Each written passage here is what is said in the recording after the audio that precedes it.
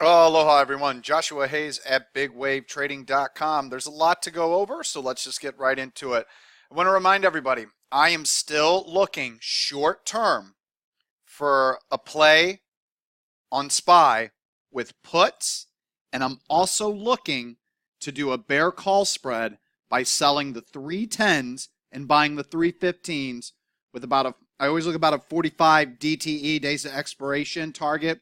So that would be about, I believe it's the December 20th options. I actually do have my option chain up. What am I talking about? And that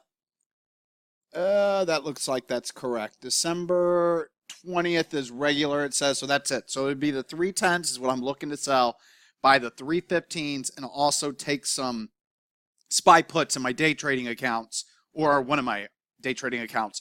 But I don't plan on doing that until we see a significant intraday reversal that culminates with a close near the low of the day.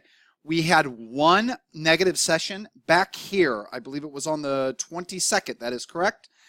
And that's when I thought that we were going to fill the gap. We did not fill the gap, and instead we continue to melt up. But when we melt up, we got all these open candles, and we have wicks every session. Until I see another session like this, I don't plan on taking those puts or buying that bear call spread. Whenever it does happen, I will initiate it. So you guys know what my game plan is. I don't know when that's going to happen or if it's going to happen. And based on the way that my long positions continue to act, I don't think it's going to happen anytime soon. So I'm going to go over the winners and losers and give everyone a new long trade for this evening, for Thursday session, or for however long it takes until it triggers and fills, unless it fails, and then we cancel the order, or at least I do on my end at Interactive Brokers. I run an end-of-day portfolio at Interactive Brokers. I could probably also do it at light speed, but Interactive Brokers Trader Workstation is the easiest to work with for me with these end-of-day orders because I treat them robotically, and I carry a lot of positions right now. It's not the intended goal. I would love to put 100% of my portfolio into one idea, but that only happens intraday. On an end-of-day basis, the most is ever going to be 20% in one name. And right now in this market environment, I don't have everything lined up. That normally entails volume, time segment volume on a monthly basis, and hot charts. And I don't have anything lining up. So with that being said, I'm throwing multiple orders out there. What works, works. What doesn't work, doesn't work. We're going to look at a little bit of both of them. But first, before we get into that, just want to review that the public long signals that I've given to everybody that watched these YouTube videos, so far, so good. Actually, hold on for a second. I wanted to switch to my tab that has the white arrows for whenever I get long a stock. So you got a signal here, I get long here, I put it into the telechart system. So far, Tesla is good. Nothing needs to be changed on Tesla. SHOO, I've been way too tight with my stops, and today I got shaken out of two of them. I've been a little bit ridiculous with them, but you remember, the minimum I'm putting, I hate talking about money because I live on Maui, and this is such a taboo. Do not talk about subject because you do not want people to know what you're doing. But for this video lesson, I feel like I got to let everybody know. The minimum amount that I put into any one long position is $5,000. That's the minimum amount per long position. I pay only $1 per trade. So I could literally trail this thing all the way up and have stops every day, and it's fine. It's cost effective for me. It's not if you have a small account, and that's why I give everybody that uptrend line that I tell everybody about. And if it closes below the uptrend line, that's then when you get out of these positions. And like for Tesla, it'd be this uptrend line. For SHOO, it's this uptrend line. But today, it shook me out of this. I had a stop here, a profit stop, and I had a profit stop here. It hit me on both of those. I now don't have a profit stop again to right back here, but SHOO, just like Tesla, keeps working higher. CPRT, following the little shaky shake. I think this is the ad signal that I told everybody about. I've been long from way back in March. This continues to work fine. It's now finding support. Its 50-day moving average, a pocket pivot point signal off of it. It's now working higher. I do have one stop here, 2, 3, 4 stops on CPRT. But once again, here we have that uptrend line. You stay long the stock until it closed below that uptrend line. IPHI is another one. Once again, I had two tight stops. I got shaken out of one of my stops today. I put a stop 1 cent below yesterday's low a day. I actually haven't checked it out yet. Let me pull this trade log up.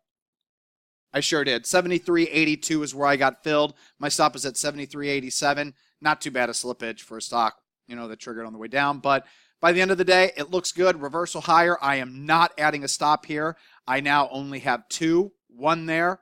And once again, though, you have an uptrend line. Close below the uptrend line, you get out. But the bottom line is all these new long positions are working. ALGT was the most recent one I gave publicly, and it still works. So right now, things are still looking good until I start seeing these long positions fail immediately and or that weak close I was telling you about in the SPY. I'm just not going to fight this uptrend. I understand that non-financial corporate buybacks and the Fed balance sheet is probably the main driver of this. If you don't know, Google Fed balance sheet and I believe it's the St. Louis Fed has on there, and it'll show that they've been buying assets, bonds since September. So I'm not going to fight the Fed. That's a major market axiom. So that being said, I want to review the winners and losers, but let's start with the losers on my end. BIIB. Now, this one didn't close below the 20-day moving average, but you better believe I'm out of over half of it. I got long following this session here, took it and got an entry here, and as it moved higher, obviously I start trailing stops up. But after today's session, that's a big no-no. So 50% of what I have remaining in the position goes to 1 cent below today's low day. My final stop is right there.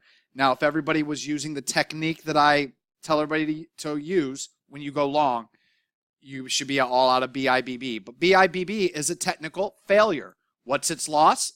2%. I round up for losers. I round down for winners.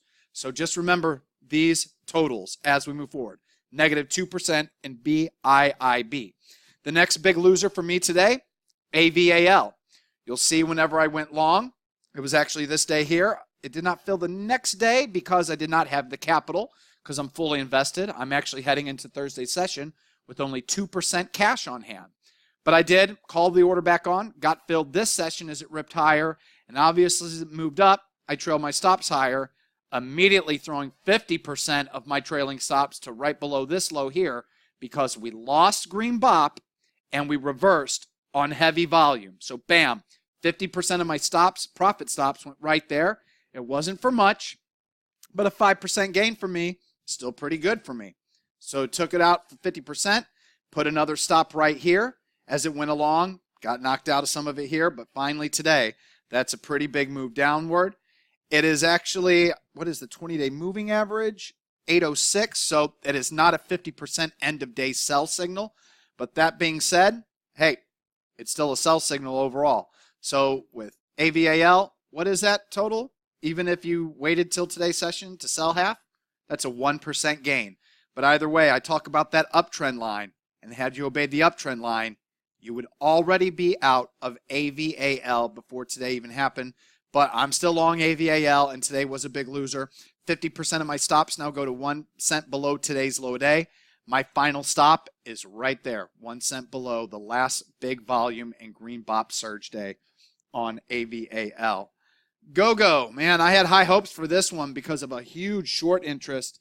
That's always going to be my top stocks. My top stocks, and whenever I have a trade idea, the ones that I really want to get long are the ones that have a heavy short. And this one, according to FinViz, has over 60% of its float short. So as it started to move higher, it was a nice initial winner. I mean, bam, 15% right off the gate. However, following its initial smooth move higher, this session happened here. Immediately, 50% of my stops go to 1 cent below that day's low a day. I got shaken out the very next day of half. So now I have 50% of my stops here.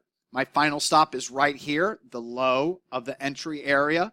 So far, so good until today. Today's closing below the 20-day moving average. So on an end-of-day basis, if you work with day market sell orders or day market buy orders, that is a 50% sell signal. And you put a half, which I am anyway, it doesn't matter. Whatever I have left, half goes to 1 cent below today's low day at $5.99. And like I said, my final stop is right there at $5.33. But this proves once again, if you buy right, hey, things work out 8%. Now, the one loser today, that's a 100% sell signal, and that is actually for a loss. And trust me, there's losses all the time. We've gone over them in multiple video lessons already. It just happens that today I don't have any big losers. This is my big loser. HEBT, technically, I should have gotten all out of this stock since this was a signal date and it filled here. This technically would be my final stop if I was a new trader.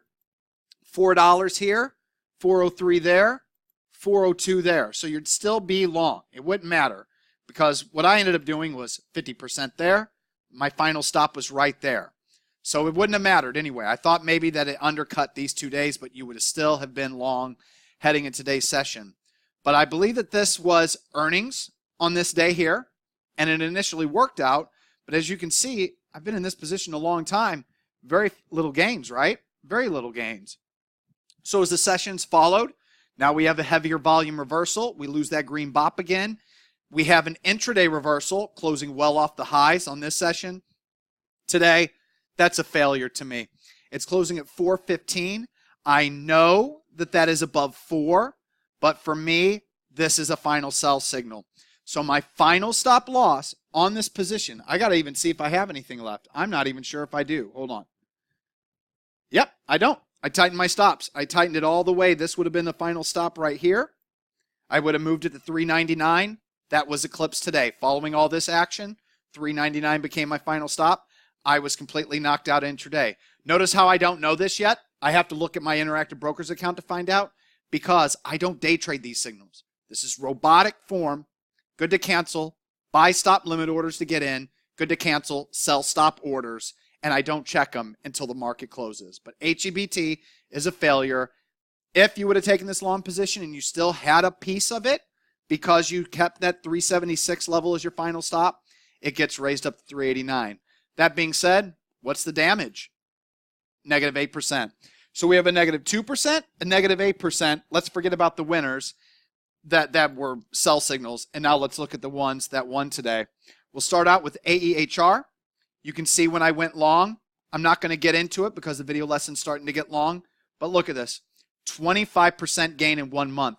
This one stock and 25% gain just made up for the negative 2%, negative 8% loss. But we're not done. And we've already, by the way, we've gone over AEHR in a previous video lesson. ORGO, another one everyone that watches these videos should be familiar with. We've gone over this stock before in the previous video lessons. Bam, 68% gain. Now with this one for right now, my final stop is right here. It's splitting hairs. It normally would just be right here because now it's gone sideways for a long time. Doesn't have green bop anymore. But to me, 639 on this name is splitting hairs with 602. So this for right now is my final stop. I have basically, I'm going to put one here. So it's going to be 25% at today's low day, 25% at this low, 25% here. And the final stop is right there on ORGO. But it's a good winner. How about SCOR? It's an immediate new long position. But hey, I've already been shaken out of some. So SCOR is a new long position here. Candle, hammer candle off previous support. Above average volume. Still has nice high green bop. I got long the next session, but you can see that big intraday reversal on the heavier volume. Even with green bop increasing, it closed lower than where it opened. So I split my stops up. Instead of having half here and half here, I now have 1, 2, 3 stops. Bam. I was knocked out of some of it the day before today. So now I only have half. 1 stop, 2 stop on the remaining half of the position. But after today's session, awesome. I will be adding a stop here. 1, 2, 3 stops on SCOR. But since going long SCOR, look at that. Wish I had the full size, but I don't. Doesn't mean you would have done that. You could have just kept those 2 initial stops. That's a 20% gain in just 3 sessions. I see so many people try to day trade for a living. I love to day trade. I'm not the best at it. I don't chase momentum. I normally buy on pullbacks to Fibonacci retracement levels, the 9 EMA, VWAP, a confluence of these levels along with old previous highs intraday. I'll never chase a stock on the way up. But even then, I'm not very good at day trading, at least not yet. I started to day trade. I started early in my career day trading, sucked, went to this methodology. It's always worked for me. Doesn't work like it used to. Go look on the website at the past big winners before 2009, and you'll see what used to happen for 10 years, for a decade with me. But still, this is a more sit-back approach. If you're a full-time worker, if you have 2, 3 jobs out there, I give everybody my levels before I even enter the trades on my end. at the website, bigwavetrading.com, in case anyone is curious. I hate promoting, but there's a mini promotion. So SCOR, it's a winner. But the big one, CDLX, way to go. Now, here's the thing. I even added to this position here. Notice this day here. Got a breakout, ascending move above the 50-day moving average. Heavier volume than the session before. Increase in green bop. I go look up CDLX at FinViz. Already flagged it, and I see, holy moly, 17% of its float is short. But you will notice I'm long from back here. But what was the signal? We've gone over this one before. So this is not the first time we've reviewed CDLX in these video lessons. There's other video lessons where this is out there. So CDLX, this was the trigger day. Signal day, I should say. Hammer candle over candle of strong price support. Above, heavier volume, max green bop. Don't get filled the next session, even though it trades above it. Don't know what happened that day. Don't know why it didn't fill that day. But this day, I got filled. I'm now long CDLX, and it's been nothing but a smooth ride higher, culminating with today's gains. Since going long CDLX, that is now a 103% gain in a little under 4 months. 1, 2, 3, almost 4 months, 100% gain. I love it. I wish more looked like this. And I tell you what, I wish I could get a signal. So you see this signal here? I get a chart pattern that looks like this. And if there's no red bop in this chart whatsoever, with this max green bop, if this volume is well above average, let's say it's up to like, right around here on this volume surge, this is the kind of stock that I'll put 5% of my account in, but not in this market. So it wasn't treated any differently than any other. The only good news is that I added to the position, so I had 2% of my account capital. You can do the math if you listen to the early part of the video, and bam, there we are now, 100% gain in under 4 months. So with all that being said, I want to give everyone a new long position for Thursday session. SSTK. Now SSTK is not canceling quality. It's no longer perfect speculator scan quality, but at one point in 2018, this was perfect speculator scan quality, so I recognize it from there. And I think, and it was also here in 2013, but that was eons ago, ages ago. And I believe at one point it may have been canceling quality, but don't quote me on that. But either way, this is what's important.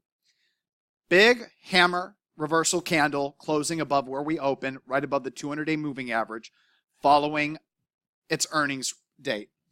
SSTK that day, let's see what the November 5th. So that wasn't the day. It moved before that. That's interesting. Zacks beat earnings estimates. So we know it's an earnings winner from November 5th. So this is whenever it beat earnings estimates. Bam, there you go.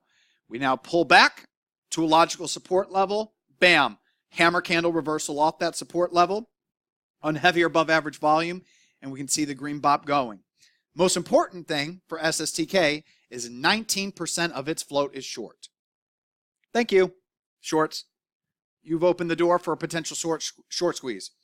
Earnings winner, high short float. Nice little combo. The only better thing is if there's actually insider buying. There isn't, but that's like another added bonus with that. So SSTK, the game plan is, this is how I'm setting it up for tomorrow. Good to cancel, buy stop limit order at 41.50. That's going to be my good to cancel buy stop limit order. So if it triggers at 41.50 and explodes through it without filling at 41.50, oh well, I don't chase. Perfect entry or no entry for me with these end of day signals. Not day trading these. I want perfection. If it fills, I get an alert that it filled. I go in and set my stops. The first logical stop level is obviously today's low day at 40.27. But since it's kind of splitting hairs with 40.03, 40.02 will be my first stop. My final stop, that big explosive day right there following the 30th. Not sure what happened. Is it insiders have been selling to report a decline in earnings? I have no idea why that would have moved the stock higher that day. But nonetheless, SSTK did. I don't know. Maybe there was a side story. I'm not sure. But that's going to be my final stop, 38.64. Now, that being said, if SSTK triggers and fills and reverses on huge volume and or it reverses on big volume and we lose green bop, this stop will never come into play. And if you want to be super aggressive and go in it with size, there's your uptrend line, which basically lines up with the signal date's low a day. Close below that uptrend line, you'll get out. All right, everybody, I'm going to go ahead and wrap it up here. Another long one, but they're always going to be long right now. When we're in a bear market, I'm not going to have anything to talk about, so soak it all in. If you like this video lesson, please do me a favor. Hit that subscribe button, hit that bell, give me a like. If you have any comments or questions, I'm more than happy to answer them. Leave them below. Aloha.